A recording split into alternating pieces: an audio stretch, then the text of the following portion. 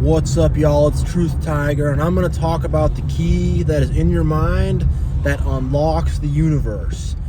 I was deep in meditation and prayer the other day, in a very restful state, in a peaceful state, and I accessed something. I could feel something in my brainstem. I could feel something turning and unlocking parts of my mind that were not accessed. And the thing is, the way this world is, it puts us into our left brain or into our right brain, and we end up being left brain dominant or right brain dominant. And the left brain is more about the analytics, the data, the numbers, the words, all that type of stuff. That's where we hold mathematics and language and statistics and all that type of stuff. And it puts you in a certain mentality. And the right brain puts you in a certain mentality of, it's where you see images, creativity, imagination, that type of stuff, and it puts you in a different mindset. And the right brain mindset is like overly idealistic.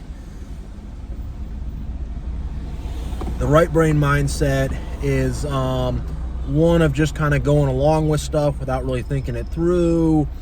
The right brain mindset is like just kind of following along with stuff. And the left brain mindset is like you're always trying to find a way to make the data work in your favor. You're trying to get over.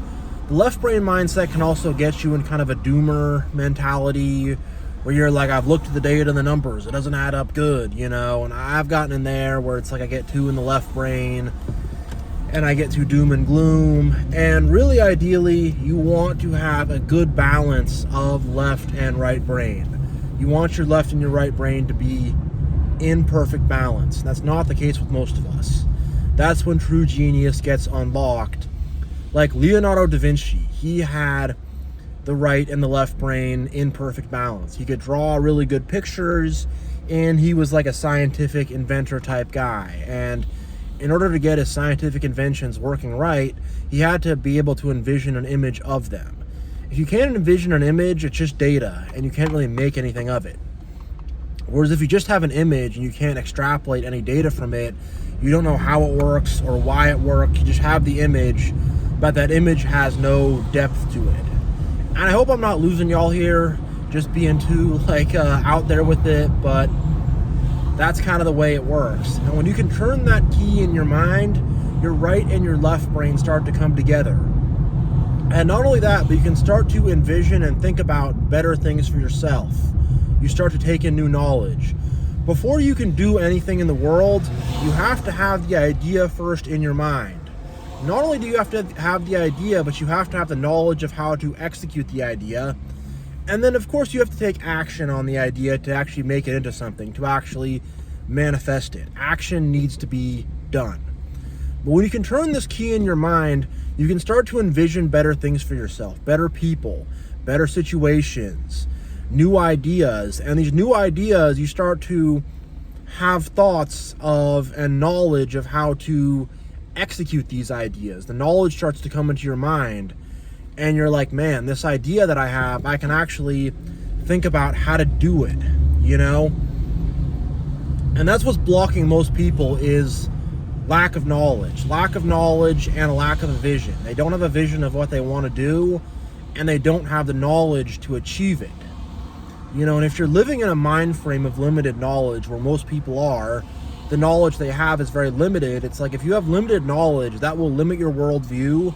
That will limit your sense of what is possible.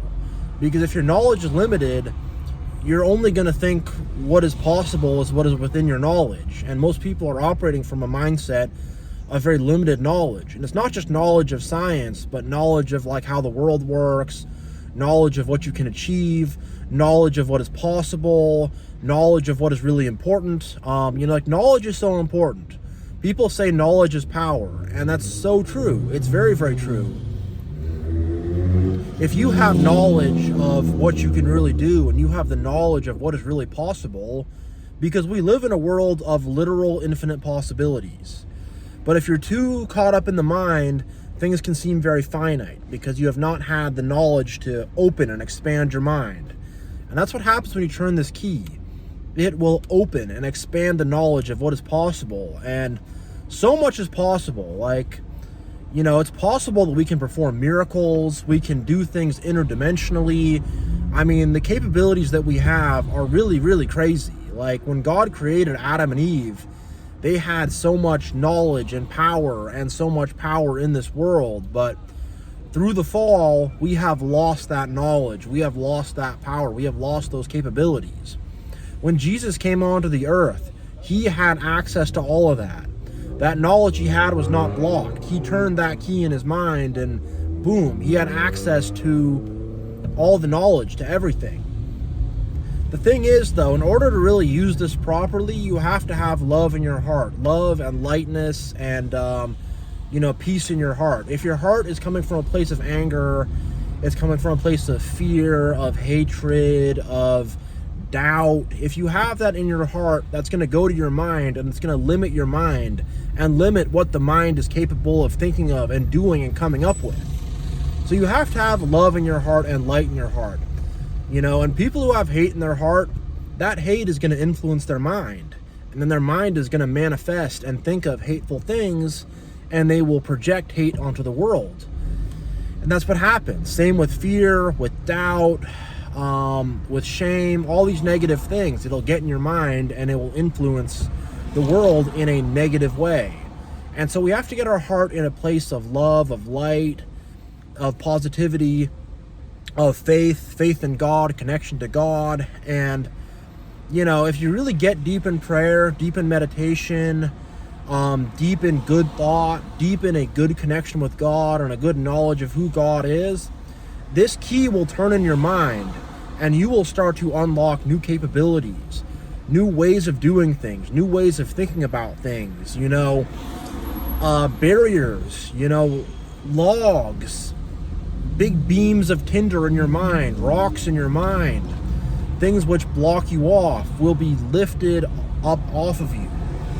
These things can include things like health issues, social anxiety, depression, whatever, because your mind is put in a certain state and you're thinking in certain patterns. And most people are not really aware of the movements of their mind, but your mind has certain operating procedures of how it is working and how it is moving and how it is thinking of things. So if you can start to draw awareness of your thoughts, draw awareness of what they are. Is it an image? Is it a word? What are these things which you are thinking? What is happening in there? Is it not a word or an image? Is it a process? You know, is your mind jumping from one thing to another due to external stimuli? You know, are you having certain thoughts now because you took in certain external stimuli? That will influence your thoughts. So what will happen is you'll start to gain a stronger sense of your mind, and you'll start to be able to keep better track of the thoughts that you're having and how they are affecting you and how they're influencing you. You will start to pick up on certain complexes that you have in your mind. I carry complexes in our mind. We all do. It's a complex. It's like an insecurity. You know, you could have an inferiority complex, a complex of self-sabotage, a complex of not feeling good enough, a complex that, you know, good things don't happen to people like you. And when you can turn that key, those complexes melt, they break, they fall apart, and all that doubt, which is what that stuff really is in the end of the day. It's doubt. All that doubt starts to melt away, and your mind becomes refreshed. It becomes made anew, and you get filled with this new sense of purpose, this new sense of strength, a new sense of capability, and just a new sense of really just power. You know, you become empowered in ways which you have not even conceived of, because again, it all happens on this mental field. You know, that's one thing I started to realize, is that our mind is like, it's like a field, you know, and certain images show up on that field, and then ideas and concepts, which are generally constructed of words and numbers and stuff like that, or that's how we conceptualize and abstract a concept. We break it down into words and numbers. And you start to realize you have these concepts and these images, and they're not separate. The concept creates an image of reality, you know? And you hold that in your mind, and then that affects the way you speak, and that affects the way you move, and that just affects your view of what you can do. If, let's say, you have an idea for something you've never had before, now you can act upon that idea. Now you can build upon that idea. You can execute that idea. But if you never knew that idea, you never had the knowledge of that idea, you could not execute upon that idea. So you can turn this key in your mind, and just all kinds of new possibilities will open up. But the thing is, you have to take action. These things will not manifest if you do not take the action, if you do not step forward. So action is required. A lot of times these ideas may involve collaboration. So you will have to have a good friend to work with to make the idea work, maybe. You know, it could involve that. And it opens up a whole new perspective, a whole new way of seeing things.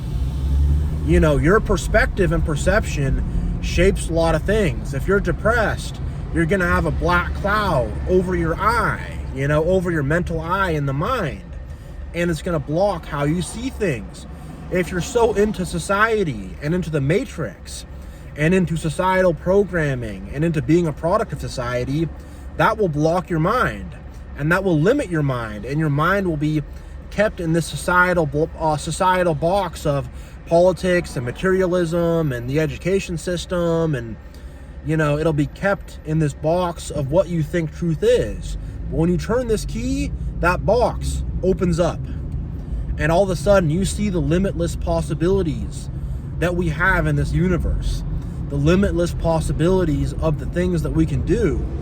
And you'll start to find these amazing, cool, new ideas will open up for you. You know, you will start to find your body will work more efficiently. You won't have illnesses the way you used to. You know, especially chronic illness. That is generally stored within the brainstem. Your brainstem, due to stress and anxiety and stuff of the world, is not functioning properly because it's all stressed out and janked out and messed up.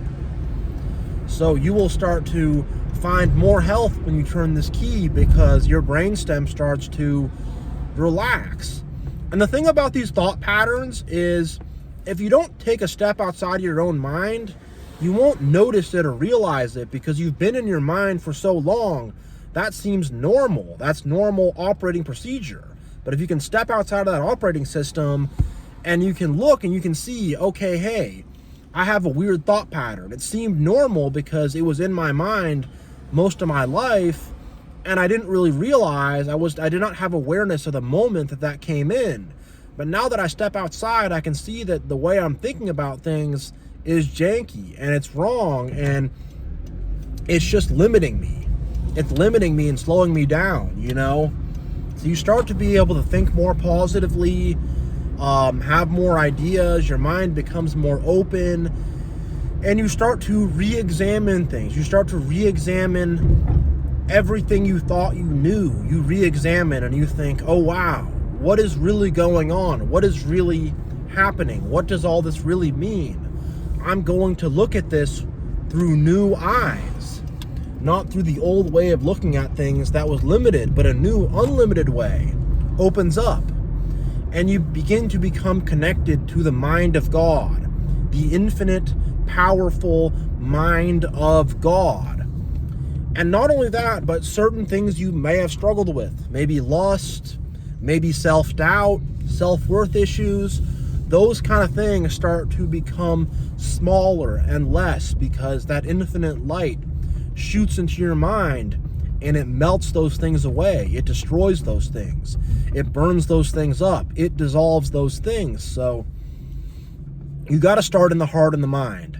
Having a loving heart, a positive heart, a happy heart, a heart that seeks truth. And then the mind will open up and will be filled with light. And then you will see that keyhole and you'll have that key and you'll turn it. And then the mind will open up and expand and become bigger and become way more powerful. And so I want you guys to just keep doing that. Keep turning that lock, keep opening up that key, and so many amazing new possibilities will be open to you. Your mind will become much more at rest. You will have more energy. You will be less stressed out. You will be more calm. And I want to say that, like, obviously there's still stresses. Obviously we will still have ups and downs. This is not some magic cure for all your problems, but it will give you the solutions to your problems, and it will show you how to solve them. And things that were once hard will become a lot easier. So you really have this amazing key in your mind. But most people, they're so in the matrix, and they're just moving around like robots. And they're just, whatever complexes are in there, they're going to stay stuck in there. And the state of their mind is just going to slowly degrade over time. Whereas when you can turn this key, your mind opens up to new knowledge. You find new possibilities. Your life takes on a new purpose. That's not just about making money or impressing people or following societal programming. Your life purpose becomes unlocked when you turn this key in your mind. So I want to really encourage everybody to get into meditation, get into prayer. I want to encourage people to think about their mind, both as a physical organ and as what the mind does spiritually with thoughts and with knowledge. And I want you guys to think about what knowledge really is. What is knowledge? Is knowledge just a thought in our mind? No, it's something universal. It's something universal. It's this treasure. It's this treasure that God is the keeper of. He has claimed all the knowledge, and he gives it out to us. And, knowledge is like, it's just the concept and the underlying building blocks of everything. Everything is built upon knowledge and like words. You start to realize that, and you realize your brain is just like this antenna that you can use to learn and parse and pick up knowledge. And you can put knowledge in your brain, and you can start to understand it. And you start to take this knowledge and you turn it this way, that way, this way. Move it around a little bit, see what it can do, see if that knowledge can change state. And then you can learn all about that knowledge and take it in and use that knowledge to better your life, better your environment, better your circumstances, and just make your life better, the world better, and to bring this world closer to truth, to alignment, and to, spread the truth of God. Because that really is, like, God is like made of knowledge. It sounds crazy, but that's like what God is constructed of, is knowledge.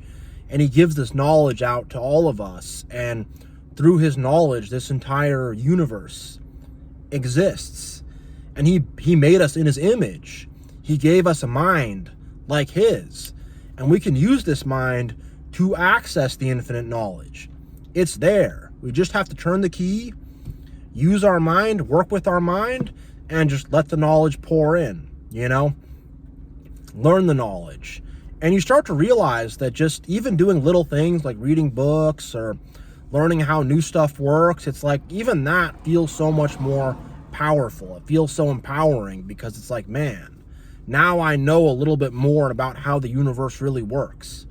And the thing is, there are laws and principles that God has used to build the universe. Not just scientific laws, but laws of reaping and sowing, laws of, those who forgive will be forgiven, laws of those who, there's like, I don't know all these laws or anything, but these laws all exist. One of them is that, hey, you have to think of something in your mind.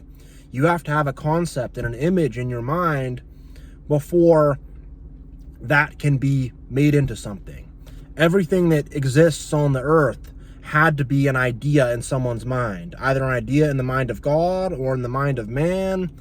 Even an animal like a beaver, it has to have the idea to bite down a tree and dam a river a certain way so it can have its lodge. Everything has to come from a mind with ideas. Even an ant, they can't really envision stuff the way we can, but they have to have some concept of like of you know, the anthill and the hive, and you know, gathering leaves and stuff. They have to have, they don't have a lot of knowledge, but they have to have some knowledge to do what they do. So yeah, I know this was a bit of a trippy video, but I hope this video was helpful. I hope this video unlocks something for you.